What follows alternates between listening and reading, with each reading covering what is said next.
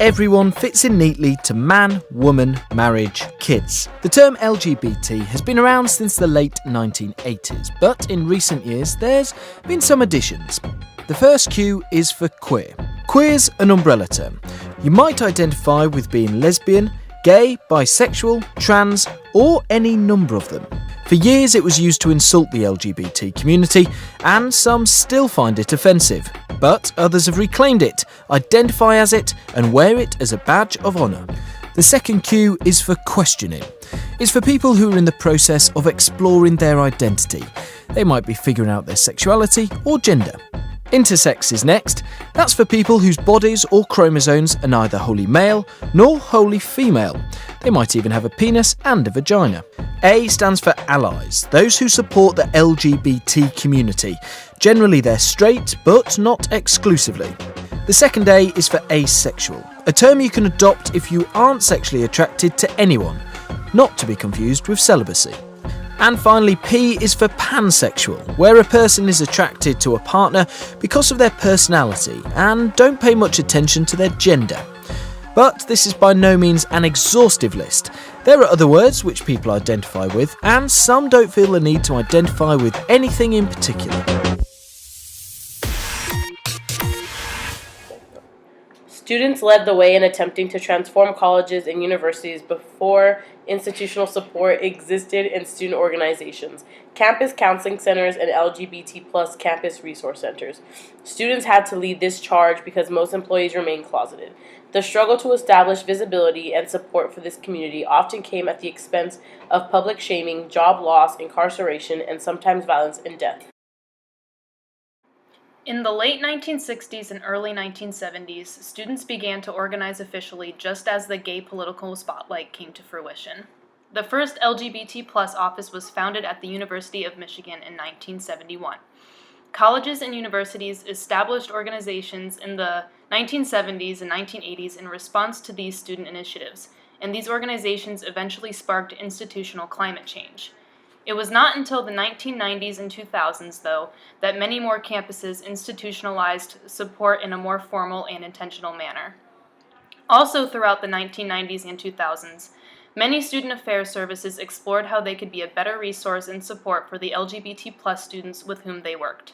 Meanwhile, a generation of identity development models came out of higher education, such as sociology and psychology research, to help professionals better understand the identity and experiences of the LGBT+ members and of the campus community.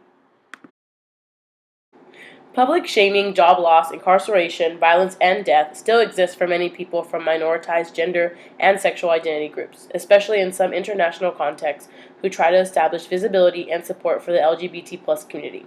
The University College Counseling Center website, CCW, provides updated content analysis about the prevalence of LGBT+ communication on CCWs. Results showed that there remains a lack of LGBT-specific information about services provided on U.S. CCWs. Over time, analyses of 2008 and 2013 data showed that there have been no significant increases in LGBT+ communication, and CCWs from religious schools continue to provide significantly less LGBT-related communication than non-religious institutions. At U.S. colleges and universities, LGBT+ inclusion must evolve to reflect the changing demographics and social contexts of contemporary campus communities, and institutions must pursue stronger efforts to promote LGBT-related web counseling information. Advocacy has expanded to include work across a number of new functional areas. For example, medical insurance inclusions and exclusions, construction and design standards such as gender-neutral bathrooms and safe spaces, and technological responses to preferred name processes. A great current resource that is available for students and faculty is the Trevor Project. LGBTQ on Campus for Students is a 30-minute online interactive training simulation that assists institutions of higher education in creating a safe and supportive campus community by 1. Increasing awareness and empathy for the challenges faced by LGBT+ students, and 2. Building the skills of students to connect and communicate with respect. Working with lesbian, gay, bisexual, and transgender college students, a handbook for faculty and administrators, is meant to help readers gain a clearer understanding of the important issues facing LGBT+ students. It is difficult to provide the attention LGBT plus students need if faculty and administrators do not understand the crises affecting them or how to address them, because many students are discovering their orientations while at these institutions. Areas discussed include identity development theories, residence halls, career planning, health and counseling centers, HIV and AIDS, and student leadership and organizational development. Current trends and resources at UC Santa Barbara include SAS, which is the Society for Accessible and Safe Spaces. This is a close support and social space for transgender students. Santa Barbara Transgender Advocacy Network, providing local resources, community support, and advocacy. The Trans Task Force. There's students, faculty, and staff dedicated to implementing initiatives to support and affirm the transgender community. The Multicultural Center helps in a variety of ways. The MCC offers a weekly open social group and support system for transgender students. The Office of Registrar has started something new in the later 2010s, where now they allow students to be able to input their preferred name without legal documentation for class rosters. Student health helps a lot as well. The Sierra Clinic offers a transgender healthcare specialist to assist students in all of their medical needs. And there are gender-inclusive restrooms available throughout campus, and newly constructed buildings will have multiple of these when they are built and when they are finished. As you see, I have stated many of the transgender resources that are on campus, and these are resources that are now more dominant and more visible and now are seen more on campuses. But prior to this, a lot of it was lesbian, gay, bisexual, and it was just LGB centers and about those communities. But developing as a society, there has now been a need for more than that. And so you might think that there is a lot of resources for transgender students or trans and, all the different kind of verbiage for all of that, when in fact, there's actually a lot more for, LGBTQ plus students because of how they developed and when they developed. And so there are many more resources, and I can name a few, starting with Black Queer. Then there's Breaking the Binary, and then there's Eucalyptus, and then there is FUQIT, which is pronounced fuck it.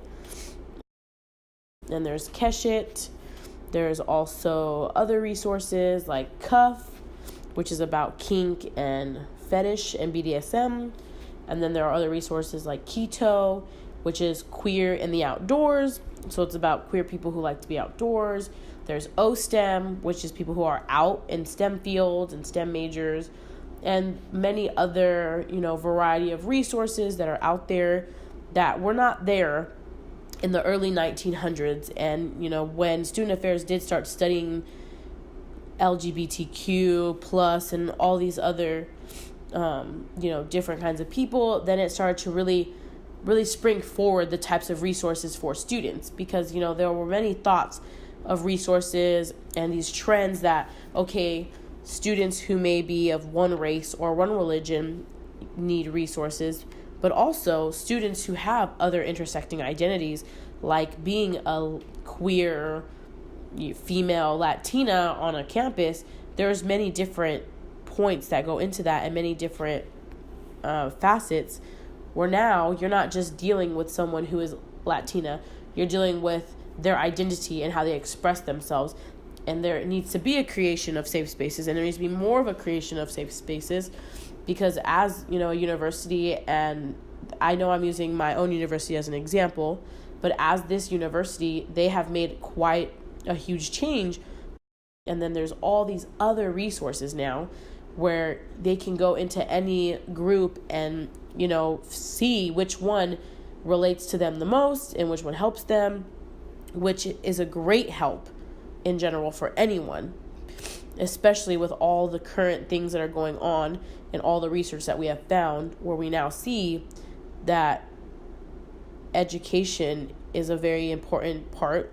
And many kids and, young adults who go into this field and who go and want to get an education, they're getting bullied and they're getting mistreated, and this can really affect them mentally and socially and in, their academics and their personal life. And so this variety of resources is good in order to help them prepare, for outside of the university.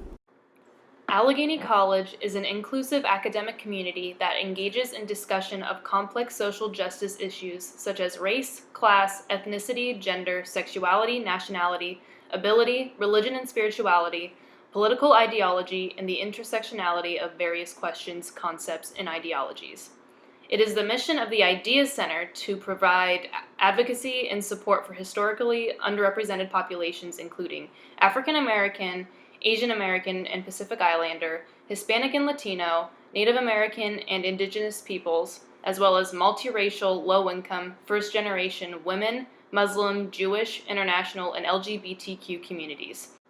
The staff works to facilitate awareness and community building, dialogue, collaboration, and exploration of current social justice issues for all members of the Allegheny College community.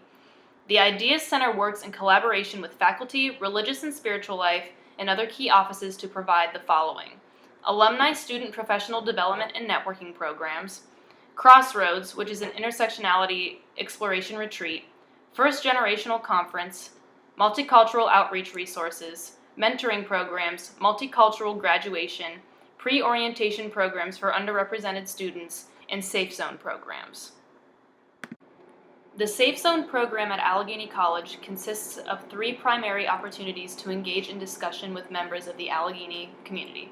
Based on recommendations from a recent campus climate survey led by Rankin and Associates, a 3-track Safe Zone program has been designed to allow individuals to gain valuable resources and knowledge over time while creating supportive networks for all identities across our campus. After completing levels 1 and 2, a total of 6 hours of training, participants are eligible to select to be a member of Safe Zone and receive a Gator Safe Zone card to display. Training 1: Developing a Common Understanding.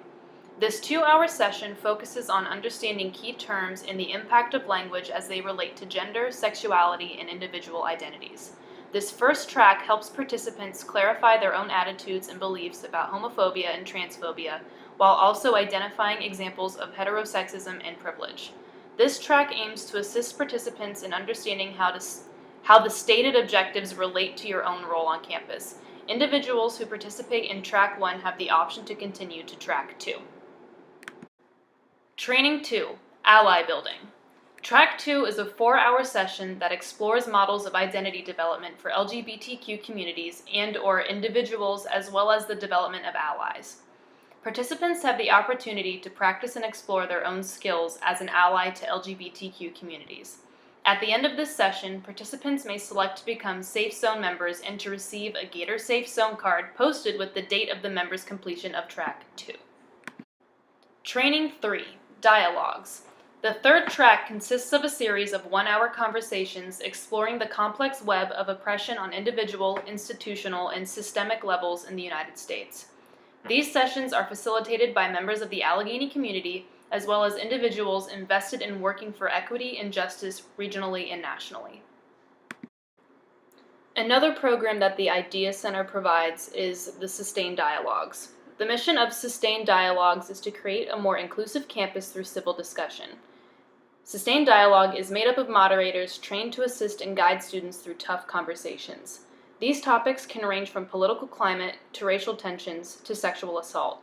Each dialogue circle is treated with care as everyone, regardless of their viewpoint, is heard. The goal is to have a space where people will share their stories and learn from one another's experiences.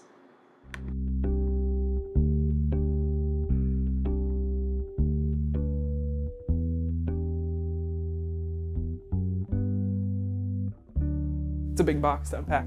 I identify as gender fluid. Queer or pansexual. Queer trans man who is also Christian identified and white. I identify as a dom or masculine of centered. A trans male. Pronouns are she, her, or kid, at which I made that up with 2 Ds. I've chosen masculine for the time being. I'm trying it out. Poly, pansexual, transsexual, Gender fluid. I prefer they, them, their pronouns. I use he, him, his pronouns. I am gender fluid. I identify as a queer, genderqueer, or non-binary trans person. Her, her, and hers, they, them, and theirs. I'm genderqueer, pansexual. It's pansexual, and I'm also a trans man. A lesbian. A gay man. And I am a non-binary trans woman of color. FTM, so I do identify as male, but I am transgender. And then I am also asexual, probably aromantic on that scale. Are a big thing. We are constantly worrying about being outed in classrooms, in counselors' offices. Our school isn't set up so that we have preferred names or preferred pronouns on a roster that a professor gets. So what do you prefer to be called, or what if you're masculine centered presenting, do you identify as trans or lesbian? Do you have a preferred gender pronoun? Getting your legal name changed is really hard or expensive to do, and it's really out of my budget. If someone who's trans doesn't email the professor beforehand and say, hey, I know this is what it says on your roster, but actually I prefer this. And so you're essentially coming out every semester. Before I had my legal name change was that before all the classes I would end up emailing my professors and being like, can you call me this name? Can you use these pronouns? And if you don't email them beforehand, you have a really awkward situation on your hands when they call roll. Every day it's scary to just be in class not knowing what people are going to say. When my professors don't notice that I have a preferred name listed in the university registry, it can be very anxiety-inducing to wonder, oh, what's going to happen on that first day of class when I'm outed? What are other students going to say? What is the teacher going to say? People need to know that if they sign up for certain gym classes, that they will be able to go into the space. It's best for them, and they need a system where people can get preferred names on their ID cards and being able to go into a classroom the first day knowing that your birth name will not be spoken. My school does not have a preferred name policy, so a lot of times I feel uncomfortable talking to teachers or other students, or even submitting assignments because it's not the name that I identify with. The need will continue for student and auxiliary service offices, staff, and faculty across campus and institutions in the larger context to raise cultural capacity and competency to support LGBT+ students, staff, faculty, and alumni. Here are some programs that could increase inclusion and improve campus climate. Taking administrative responsibility for providing support and education. For example, graduate students, faculty, and staff can be assigned responsibility for LGBT+ programs, services, and student organization advising. Relying on LGBT+ students themselves to provide professional-level services is an unsound and irresponsible stance. Another is designing and funding co-curricular campus programming, such as new student orientation, diversity education, and ongoing student activities to support LGBT+ students and educate others on campus about LGBT+ inclusion. Lastly, including LGBT+ topics among other multicultural diversity and equity efforts, and offer standalone educational programs that provide opportunities for deeper exploration. LGBTQ speakers bureaus and safe zone programs educate the campus community broadly and aim to increase support. Aligning policy, practice, programming, and pedagogy to support LGBT+ students remains a challenge and an opportunity for higher education leaders.